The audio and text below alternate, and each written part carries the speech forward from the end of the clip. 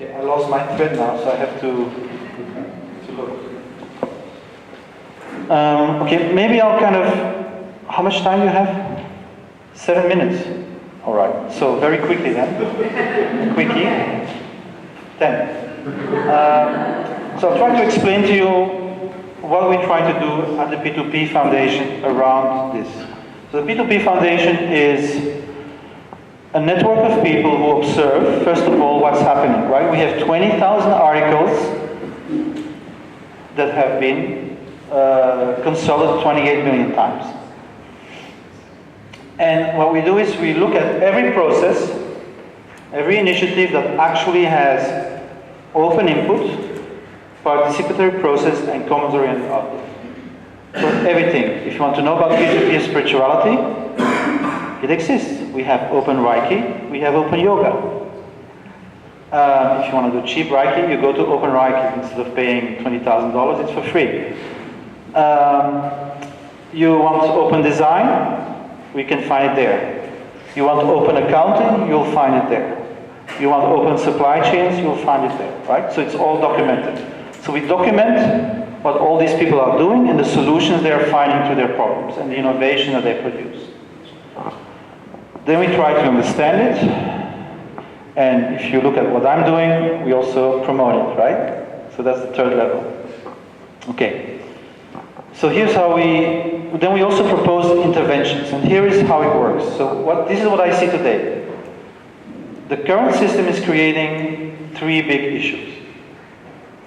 The first issue is it's not sustainable, right? Compound infinite growth on a finite planet is not sustainable. Not going to happen. Today, the Western lifestyle is about 5 planets, right? You know that. We don't have 5 planets. We only have 1.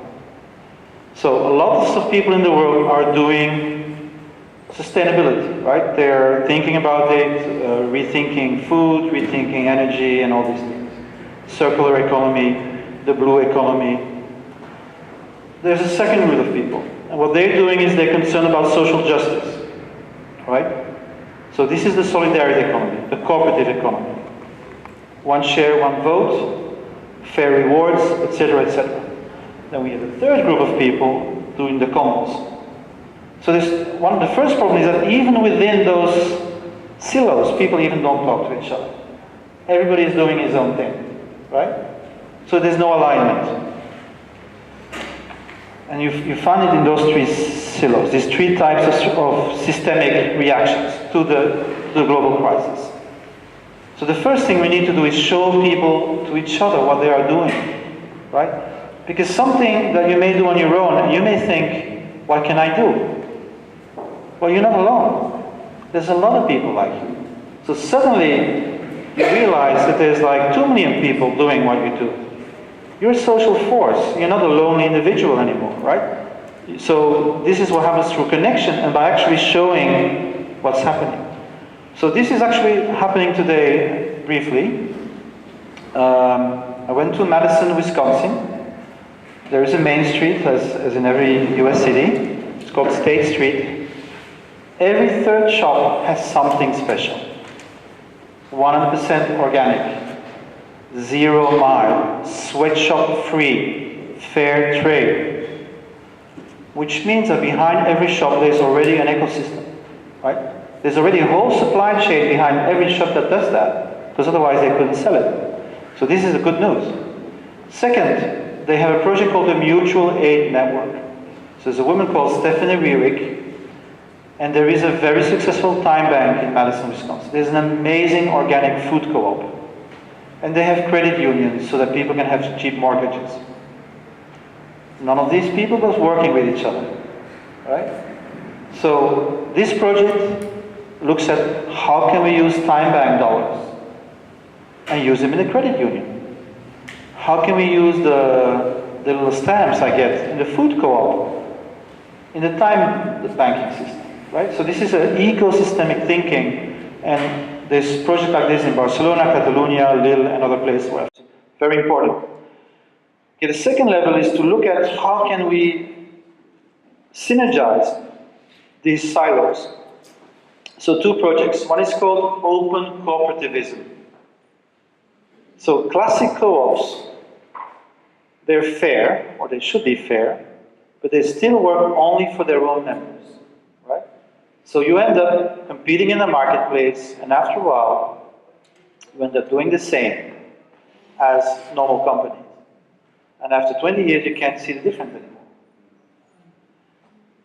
Well, there's another, in Bologna, in Emilia-Romagna, which is like 40% cooperative economy and 70% small business economy, if you add them up. It's the richest region in Europe, actually. What they do there is called solidarity cooperatives. A solidarity cooperative is a cooperative which is a common good oriented. So they have a social goal. It's not profit maximizing for the members, even democratically. It's better healthcare for handicapped people, or something like that, right? And they're multi-stakeholder.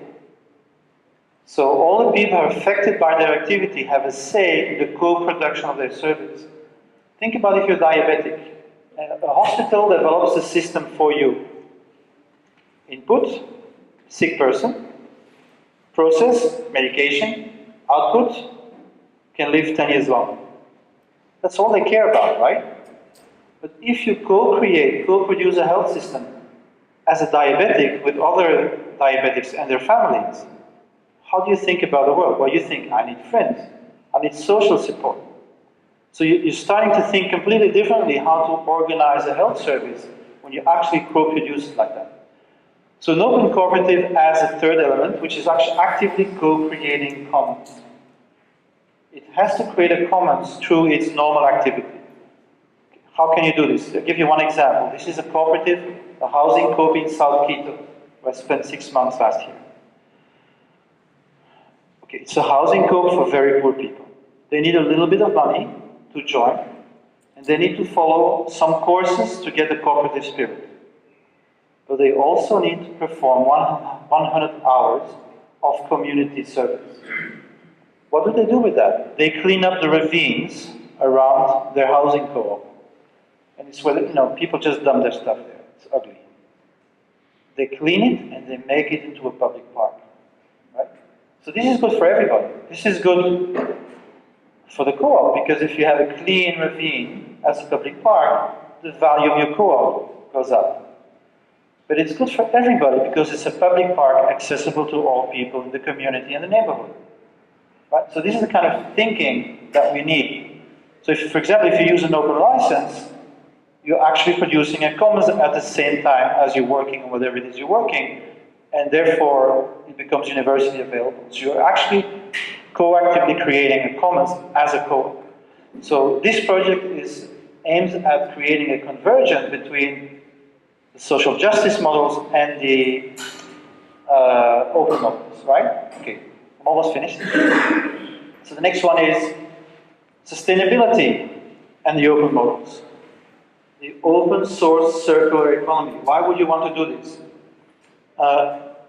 This is worth explaining. It is, right?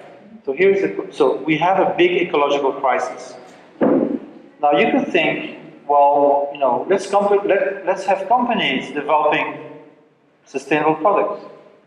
There's only one little problem. If you design as a company, how do you design? You design for scarcity. You design with planned obsolescence. So even if you do sustainability, you do it in such a way that the computer still has to break down in 2.5 years. Green computers break down in 2.5 years. Yeah? It's not because you're a bad person. It's because that's how the market works. Right? If you make a lamp, which exists, that has been burning for 110 years in Los Alamos, have you found one single shop where you can buy that lamp? No, because if you would sell it, after 10 years, nobody else needs a light, right? So now think about an open design community. Here's the truth. Of these 30 open source cars, I mentioned one, Wikispeed, all of them are sustainable. Why? Because they design for social utility. They design for their community. They design for participation, for inclusion. It's a normal thing. Why would you do otherwise? And so the companies, the ethical entrepreneurs that actually produce these services, produce sustainable products, right? Now, circular economy is the same issue. You know what it is, right? Circular economy, the waste of one production process should be the food of another production process. So there is zero waste. How can you do that? With secrecy.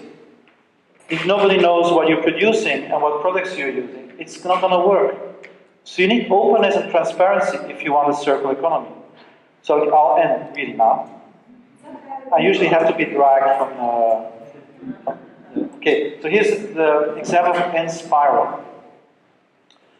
N-Spiral is a coalition of social entrepreneurs around a particular commons called Lumio.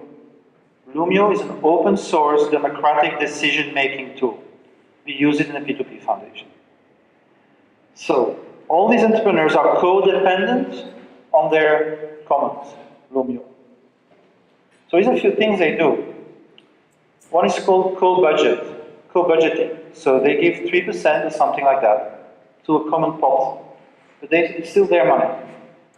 Anybody within the coalition can propose investments, and then they direct their investment to that new project. So there's a continuous reinvestment in new projects. That way. Very interesting solution. But here's the other thing they do. If you are oriented around the same commons, you have a solidarity. You're codependent on the same thing. So they operate in transparency.